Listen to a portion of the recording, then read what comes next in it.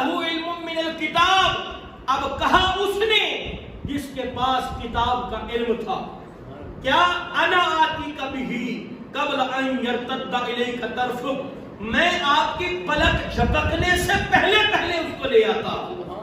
تو اب یہ تعارف کس طرح کروایا جا رہا ہے کہ علم من الکتاب، اور یہاں من تبعیضیہ ہے، اور الکتاب سے مراد یہ حضرت سلیمان علیہ السلام کی کتاب مراد ہے۔ وہ کتاب کون سی تھی جو حضرت داؤد علیہ السلام پر اتری؟ وہ زبور تھی۔ زبور کی کتاب میں سے علم رکھنے والا یہ دعویٰ کرتا ہے کہ میں اس تخت کو آپ کی پلک جھپکنے سے پہلے لے آتا ہوں۔ الکتاب کی اور بھی تفاسیر کی گئی ہے، لوح محفوظ والی کتاب بھی اس سے مراد ہے، معرفت کی کتاب بھی اس سے کہا گیا ہے، لیکن زیادہ مفسرین کہتے ہیں کہ اس سے داؤد علیہ السلام کی وہ زبور مراد ہے۔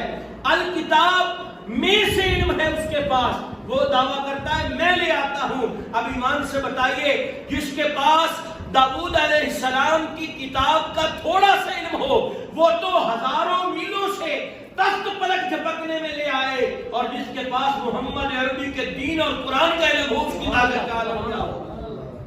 ہاں جی، اس کی طاقت کا عالم کیا ہوگا؟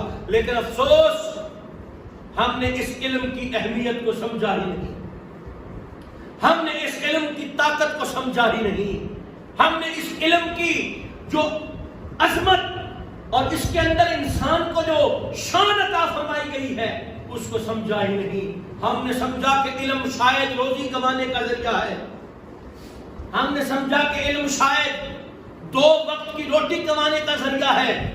علم ہوگا تو روٹی آئے گی، علم نہیں ہوگا تو روٹی نہیں آئے گی۔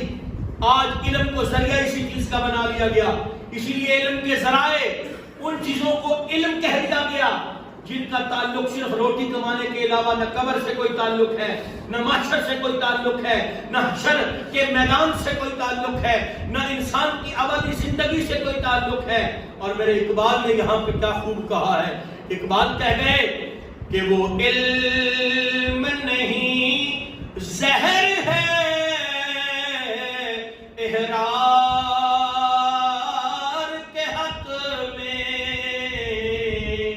وہ علم نہیں زہر ہے احرار کے حق میں، جس علم کا حاصل ہو جہاں میں تو کفے جو۔ آپ فرماتے ہیں وہ علم نہیں، وہ زندہ بندے کے حق میں زہر جیسا ہے جس علم کا مقصد صرف روٹی کمانا ہو۔ ارے دوستان گرامی، آج کا معیار دیکھیے، ہم نے دین کے لیے وہ بچہ دینا ہوتا ہے جو ذہنی طور پہ کند ہوتا ہے، جو لنگڑا ہوتا ہے، جو معذور ہوتا ہے، جو دنیا کا ٹھکرایا ہوا ہوتا ہے۔ ہم کہتے ہیں چلو کوئی بات نہیں، اس کو حافظ بنا لو، یہی مزاج ہے نا ہمارا، چلو کوئی گل نہیں، دنیا کی طرف نہیں چلے جاتے، دین سکھا لو۔ لیکن دین کا مزاج دیکھیے، دین پھر بھی نہیں ٹھکراتا، وہ دنیا کا ٹھکرایا ہوا آتا ہے، دین اس کو پھر بھی گلے لگا لیتا ہے۔ اور جب دین کی آغوش میں وہ پرورش پاتا ہے، دین کی آغوش میں چند دن وہ زندگی گزارتا ہے، اسی کے بھائی کوئی ڈاکٹر بن گیا، کوئی انجینئر بن گیا، کوئی وکیل بن گیا۔ اب آئے اللہ کے گھر میں چاروں بھائی، پانچوں بھائی، اللہ تعالیٰ نے حکم دیا، اے دین کی آغوش میں پلنے والے، کل اس دنیا نے تجھے ٹھکرایا تھا، کل تجھے انہوں نے معذور کر کے کہا تھا چلو اس کو حافظ بنا لو، آج ہم تیری شان کو ظاہر کریں گے، چل تو آگے کھڑا ہو یا تیرے پیچھے کھڑے ہوں گے۔ وہ عہدے والے، وہ پیسے والے، وہ دولت والے، وہ مال والے، وہ شہرت والے، وہ بڑے بڑے نامور، وہ پیچھے کھڑے ہوتے ہیں، وہ دین والا آگے کھڑا ہوتا ہے۔ اور یقین جانیے، اللہ فرماتا ہے اگر امام سے پہلے سجدہ کرو گے تو قیامت والے دن گدھے کی صورت میں اٹھائے جاؤ گے۔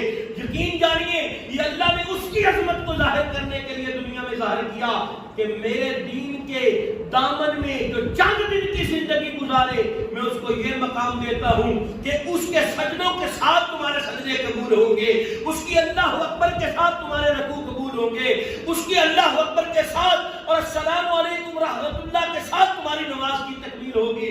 ارے یہ تو عظمت ان کی ہے، دنیا کے ٹھکرائے ہوئے دین کی طرف آتے ہیں اور جو دنیا کو ٹھوکر مار کے آتے ہیں ان کو اللہ یا بابا فرید بناتا ہے یا داتا علی حجویری بنا دیتا ہے.